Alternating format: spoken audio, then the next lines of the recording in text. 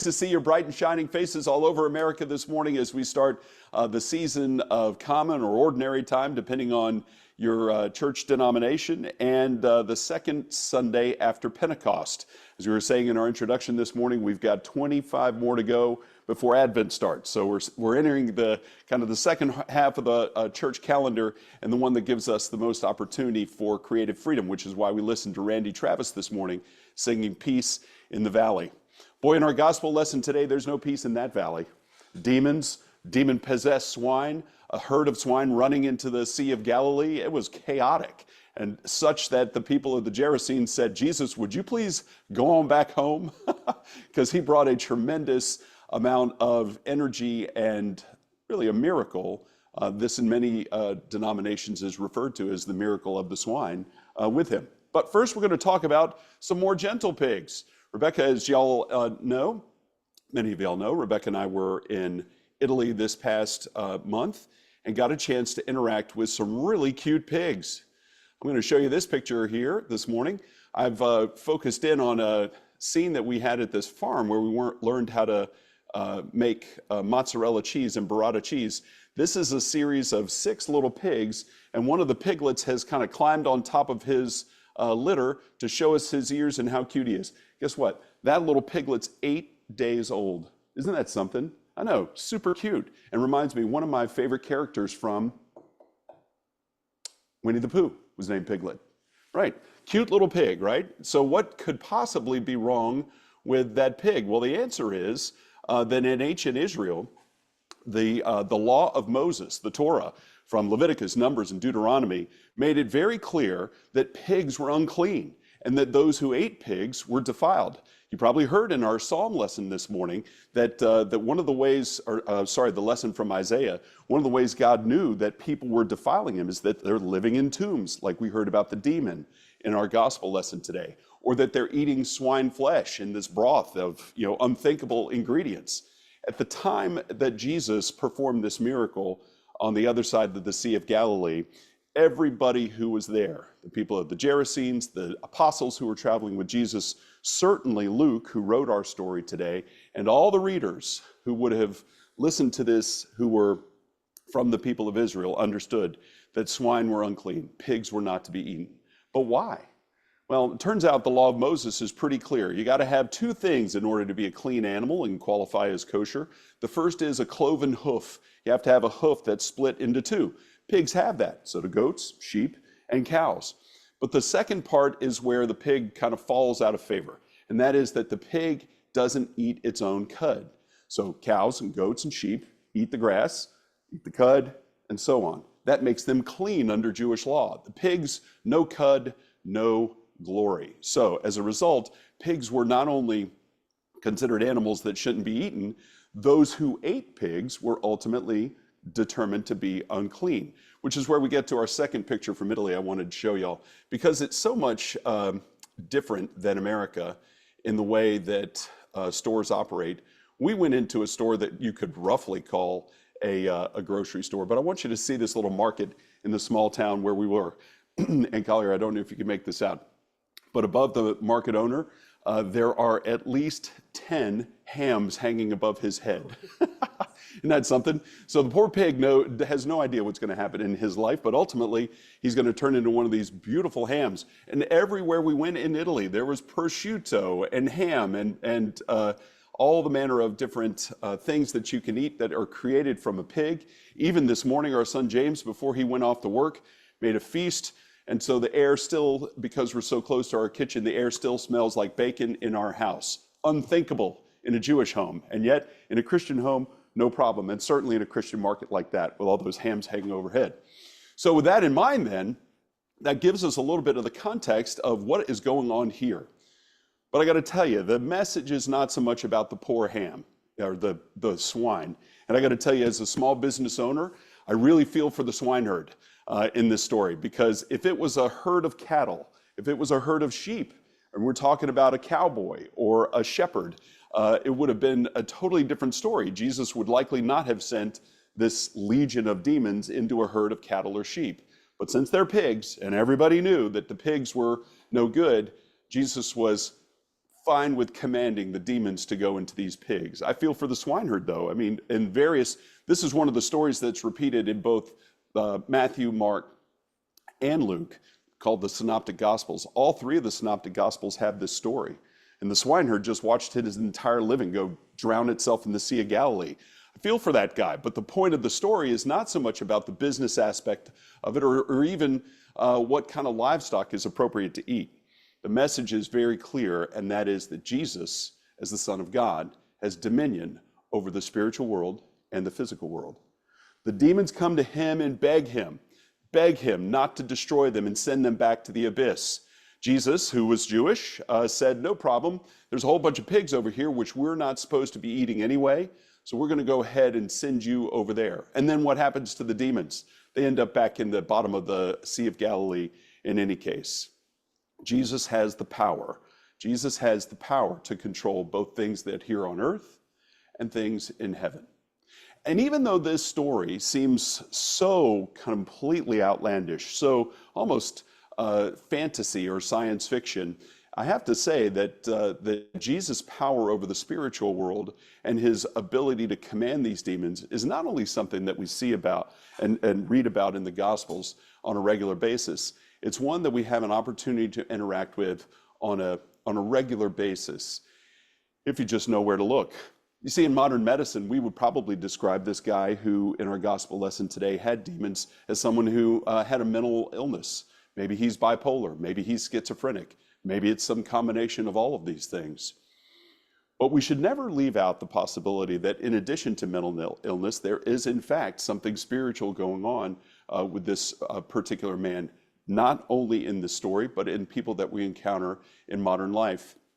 The reason that's the case is, sure, you could say, hey man, this guy's bipolar, right? He's got at least two personalities going on. But when you look at that story and Jesus says, who are you? He says, I am Legion. That's a phrase that is not only repeated in this story, but we hear in the Gospels because that was one of the ways that you referred to an entire Roman army. There were potentially hundreds of demons in this poor soul, and yet Jesus had power over all of them. In another gospel lesson, we hear a young man possessed by a demon that Jesus asks, who are you and what are you with? He not only says, I am Legion, he gives the number of the unit that he's in. So there is definitely something going on here that modern Christians who are based on science and things like artificial intelligence, helping Randy Travis sing a new country song, have trouble believing. But there is definitely a spiritual world that's part of how we interact with the world as Christians. And with this good that we celebrate in the Jesus that we know and love in our story today, we also have to recognize that the power of evil, whether it's organized into legions of demons or otherwise, is very real. Just this weekend, what's today, Sunday morning? I know, seriously. It's been a busy week, people. Just this week, I've encountered three different folks that could easily have been described as having demons in the old days. Last Sunday, I was so delighted right before church to get a call from Caroline, our daughter, who was still at the time in Greece, wishing me a happy Father's Day. It was fantastic. We had a nice chat, and luckily, Caroline arrived safely from Greece on Monday evening, and we arrived safely a little bit before midnight on Monday night back here in Destin. But while Caroline was calling me, I happened to be on my walk to prepare for church service, and so I'm in the parking lot of our hotel, a parking deck in downtown Baltimore. We were just a couple of blocks from Camden Yards, where we'd seen the Orioles game the day before. And as I'm walking around the parking deck, I see a convenience store, and as many of y'all know, Rebecca and I don't drink coffee. We like fountain drink, nice ice-cold fountain drink to start our day. I thought, oh, this is great. I'll go grab us a drink before church starts. Then it started raining, and I kind of talked myself out of it. But more importantly, for the purposes of our story today, I talked myself out of it because from the parking deck, I could clearly see across this street, it was catty-corner from the hotel, but there was a man pacing in agitation, waving his hands high above his head and walking in front of the door of the convenience store to the point where I thought, gosh, you know, I hope whoever's going to actually go into that store, whoever's working in there, can see this guy and try and get him some help, because he just paced the same 2 or 3 blocks on the sidewalk over and over again the entire time that I talked to Caroline. It was clear that whether it was mental illness or possession of some type, he was not acting in his right mind, as we hear the man who has been healed in our gospel lesson today eventually does as he sits at the foot of Jesus. And so I prayed for this man. Later in the day, Becca and I flew to Atlanta, and now we're in the Battery right outside the Braves Stadium. The game had long since finished, but the place was still crowded.